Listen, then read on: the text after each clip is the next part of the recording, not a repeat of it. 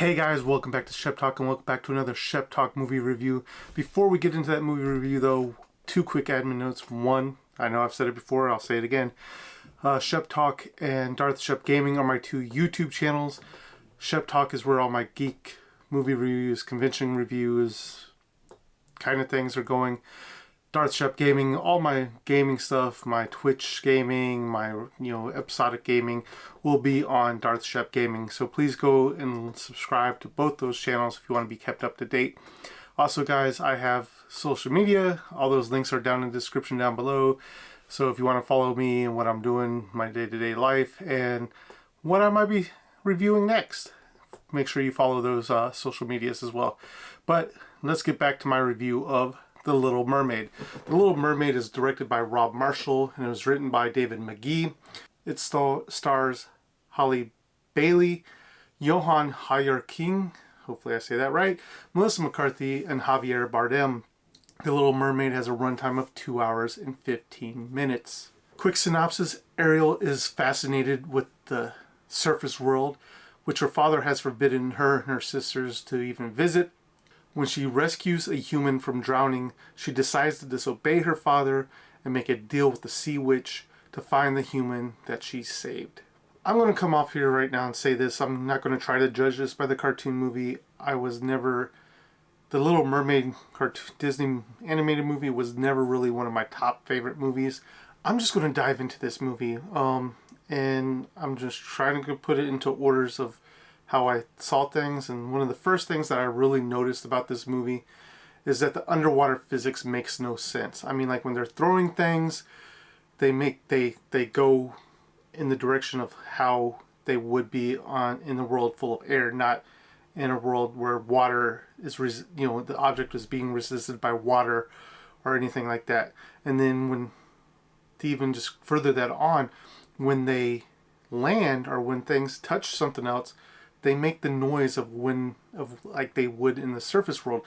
And I get it, this is a fantasy world, this is a a movie coming from a cartoon, but really that just didn't get me in the mindset.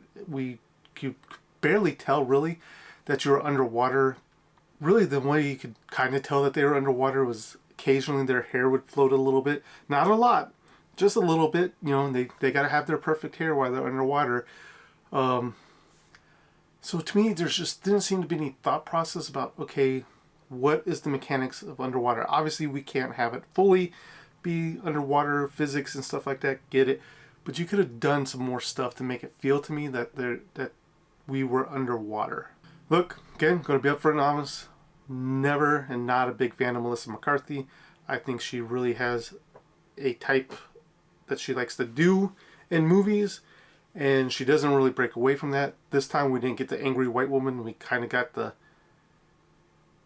irked white woman. Kind of angry, I guess, in a way too. I didn't get evil from her. I got like the petulant little sibling that didn't get their way and now is going to lurk in their bedroom and throw hissy fits because they got banished by their older brother, or their older brother beat them. When she was trying to do evil, I just never really felt evil from her. I don't know what Awkwafina has on the Disney executives, but they are putting her in every Disney movie that they can, and whether or not it's her or her voice. And don't get me wrong, I enjoy Awkwafina in certain movies. I just don't need to see her in every Disney movie. And her as Scuttle was just not it as well. I get it, Scuttle is supposed to be that like annoying seagull that is kind of stupid and doesn't know really everything, but kind of thinks they do. I don't even know they're a seagull. I don't even know what type of bird what they're trying to portray. But it just, no, please, can we stop with Awkwafina? And then speaking about Scuttle, and I don't remember if this was in the cartoon movie or not, but how can this bird talk underwater? How can this bird breathe underwater?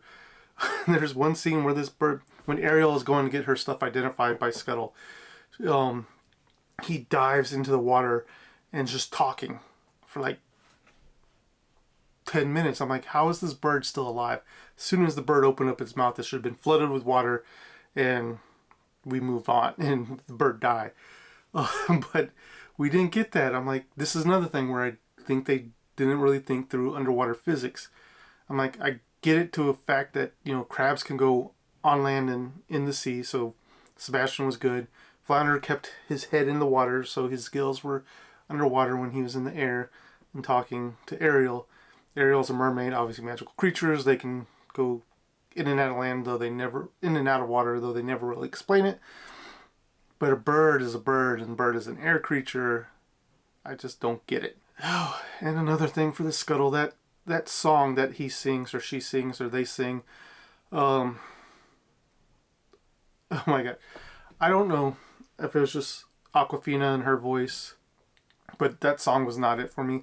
I think it had the potential if someone else was doing the song, that we could have had something really good going on, but we didn't. Aquafina sang it, and just with the type of voice she has, she's not a singer, and I get that Scuttle's not supposed to be a singer either, and is supposed to have a bad voice and stuff like that. But, and then speaking more about songs as well,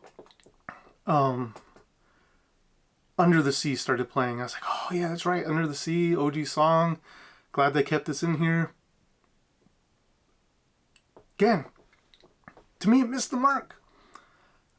I just did not feel when Sebastian was singing that my feet weren't tapping. I didn't feel like any warmth or happiness inside. Like, I just didn't really feel anything for this movie. And I don't know if it was because of David Diggs and his singing. I thought he did really well as Sebastian, the voice of Sebastian, but I just didn't really see him doing well with this song. Again, I don't know if he's a singer or not. I don't know this actor. I don't know how well his singing prowess is. I just don't think he captured, and I think that's the problem I have with most of the songs in this movie. They did not capture that essence, that magic, especially with the songs that they brought forward from the cartoon movie.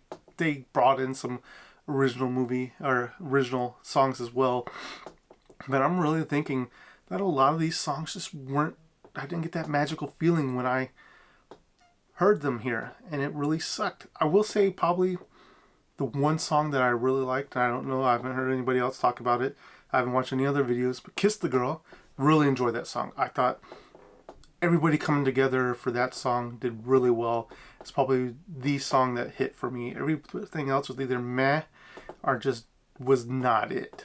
Oh, and where the hell was the kitchen song? Has that been canceled or something? I get it, right? It's traumatizing to Sebastian. Sebastian is seeing what the humans do, but they kind of already knew that what the humans did to sea, you know, to fish and stuff like that. I guess they just never saw how humans prepped fish to be eaten and stuff like that. But where is that? I get it. We have, you know, it's already a bloated runtime of 2 hours and 15 minutes for this movie, but that leads me also to another point. This would have been good for a comedic element, right? To see Sebastian seeing like other fish or other crabs and stuff like that being prepared for eating in the castle.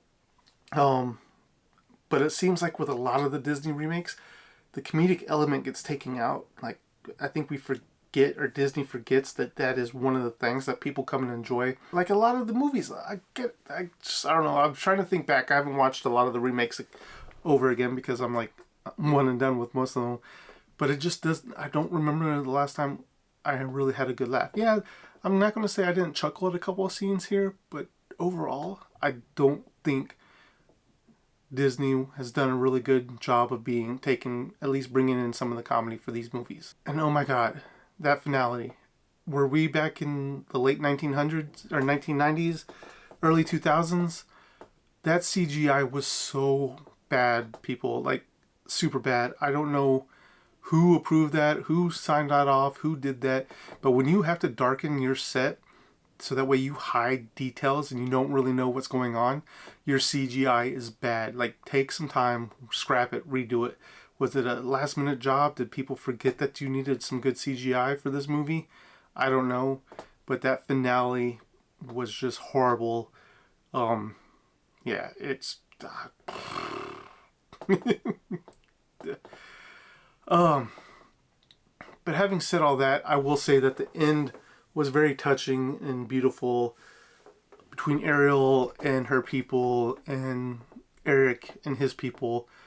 I thought it was really well done. I actually started feeling something for this movie. And now I'm not going to try to rain totally on this movie. Ariel or Haley and Johan definitely had better chemistry than, say, the two leads in The White Men Can't Jump. The acting was not terribly bad in this movie.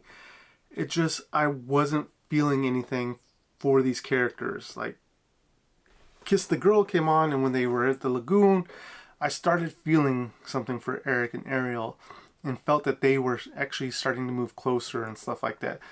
But before that, I just did not really feel the whole will they, won't they vibe from them.